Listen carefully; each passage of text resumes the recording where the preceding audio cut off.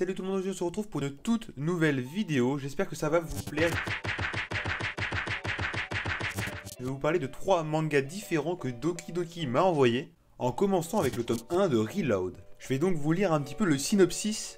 L'ancien flic à la dérive, Shokichi, a coupé les ponts avec l'humanité et a perdu tout appétit de vivre. Une nuit, des coups de feu déchirent le silence de la nuit et réveillent ses vieux instincts. Sa rencontre avec Makoto donne un nouveau sens à sa vie. Menacée par la pègre, cette petite fille a hérité des lourds secrets de son beau-père véreux. Personne n'échappe à son destin, surtout pas Shokichi, alias le chien enragé. Parviendra-t-il à se canaliser pour protéger cette fille, qui est sa seule lueur d'espoir dans ce monde violent et corrompu? C'est donc un manga de chez Doki Doki, qui a été écrit par Sasaki et qui est vendu au prix de 7,50€. Et c'est une série qui se termine en seulement 3 tomes. Mais ça on va revenir dessus, c'est plutôt un bon point. Donc notre personnage principal, qui est donc un ancien flic, comme ils disent eux-mêmes, a été surnommé le chien enragé. Il tient ce surnom de ses séances d'interrogatoire qui sont vraiment très musclées à la limite de la torture. Il s'est un peu intéressé de trop près au clan mafieux Gaumont. Il en payera le prix car ils ont tué sa sœur. Et en plus de ça, il va être viré de son travail. Il est donc devenu alcoolique et sa rencontre avec la jeune Makoto va changer sa vie et lui offrir une dernière chance. La jeune Makoto, elle, n'a rien demandé en soi. Elle subit juste les problèmes de son père. Donc au début, on va retrouver le héros qui va donc faire sa rencontre avec Makoto, la jeune fille, qui a en sa possession une clé USB que son père lui a donnée avant de se faire tuer. Sur cette clé USB, il y a donc des informations telles que des registres, comme le disent le clan. Au début, notre héros hésite à se remêler de ses affaires, car ça lui a coûté quand même la vie de sa sœur, et s'il se replonge là-dedans, il va risquer sa vie. On apprend ensuite qu'il a été renvoyé pour faute grave, et après nous avons une petite scène de baston en quelque sorte, et c'est très violent et gore. Donc là, je préfère prévenir les personnes sensibles, ce n'est pas forcément un manga pour vous, ce n'est pas aussi un manga pour les jeunes. Il faut être assez mature quand même pour pouvoir lire ce type de manga. Donc on va retrouver des combats très violents, qui sont ma foi fort agréables, et à la fin on va retrouver un combat entre lui et le mec qui a tué sa sœur. Donc je vais pas vous dire ce qui se passe, j'ai vraiment été dans les grosses lignes, je vous ai rien spoil, mais les combats sont vraiment très intéressants, et le cliffhanger à la fin est juste énorme. Ça donne vraiment envie de lire le tome 2. Cela nous montre un peu un aspect caché qu'on peut retrouver au Japon avec les Yakuza. Je ne sais pas si vous en avez déjà entendu parler, mais n'hésitez pas à aller voir des vidéos là-dessus, c'est très chaud, et c'est donc un très bon manga. Il faut savoir que ce n'est pas du tout mon style de manga de base, jamais j'aurais acheté ce manga là, mais j'ai été très surpris. Ça reste un manga policier, et de base c'est pas trop mon délire. Mais ici je ne me suis pas ennuyé, et c'est un très bon point. Je l'ai lu en 36 minutes si vous voulez le savoir, et c'est vrai que ça donne vraiment envie de lire le tome 2. En plus, comme je vous l'ai dit, il y a que 3 tomes. La série est terminée au Japon. C'est pour vous dire qu'en fait, les personnages sont développés super rapidement, et ça c'est un très bon point, c'est super agréable. En tout cas, comme vous l'aurez compris, c'est clairement un très bon manga. Je le conseille à tous les fans de fiction policière, mais aussi à un plus large public assez mature. De plus, il n'y a que 3 tomes, si jamais vous n'aimez pas, vous vous lancez pas dans une série trop longue. On va donc s'arrêter pour ce manga et enchaîner avec le deuxième, qui se prénomme Chimère. C'est donc un thriller qui se termine en 4 tomes au Japon. C'est encore une série très courte, écrite par Sorano. C'est un seinen, vendu aussi au prix de 7,50€, et comme vous vous doutez bien, de chez Doki Doki. Il est paru le 7 mars, c'est très récent, et je vais donc vous lire le synopsis. À la recherche d'un ami disparu depuis des semaines,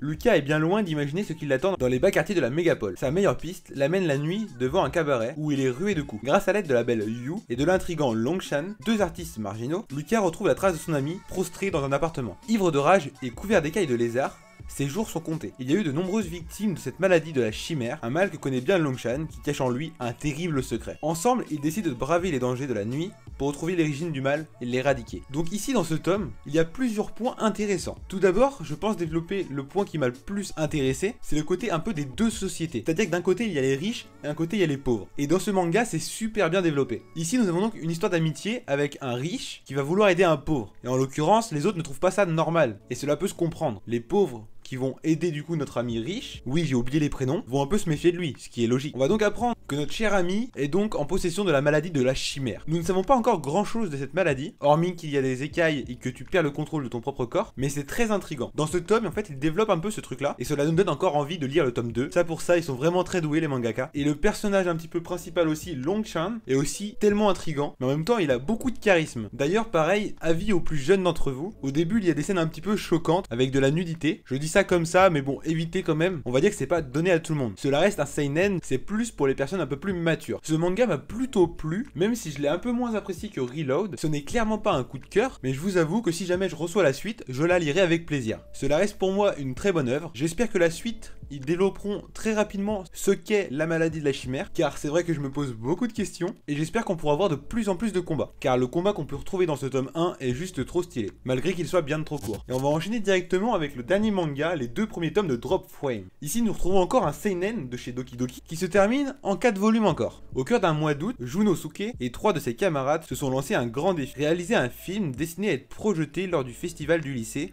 à la rentrée. Alors que le tournage démarre, Kai et Kaa, la bande de copains, croise le chemin de Lou, une ravissante mais qu'ils s'empressent d'enrôler dans leur équipe pour tenir le rôle féminin. Alors que des relations de plus en plus proches se tissent entre Lou et Junsuke, ces derniers est témoin d'un terrible drame. Du moins, c'est ce qu'il croit. Car le lendemain à son réveil, tout semble comme s'il ne s'était rien passé. Dans quel engrenage le pauvre Junsuke est-il pris? Si jamais vous avez aimé le film L'effet papillon, comme moi j'ai pu l'adorer, vous allez forcément adorer ce manga. Les 2 premiers tomes sont sortis en même temps pour une meilleure immersion, et la série se termine donc en 4 tomes, c'est-à-dire que si vous achetez ces 2 premiers tomes pour vous faire un avis, vous êtes déjà à la moitié de la série, donc si jamais vous achetez, vous ne vous lancez vraiment pas dans une longue série qui va vous coûter très cher. Et ça, c'est un super point. Mais du coup, qu'est-ce que j'en ai pensé? Alors je vais être clair et direct, c'est clairement un coup de cœur. J'ai juste adoré les 2 premiers tomes de Drop Frame. Je vais essayer de vous expliquer un peu plus en détail l'histoire en résumant un peu les 2 tomes. Déjà, on a un groupe d'amis qui veulent tourner un film, et le personnage principal est monteur vidéo, ainsi qu'acteur. Du coup, on peut vraiment s'identifier à ce personnage-là quand, comme moi, on fait nous-mêmes des vidéos. Mais la chose va beaucoup plus loin, car l'histoire tourne autour de ça. Car, en fait, durant ce mois d'août, notre personnage principal va vivre les jours dans le désordre. Mais qu'est-ce que je veux dire par là? Tout simplement, aujourd'hui, on peut être le 6 août, et demain, lui, il va être le 15 août,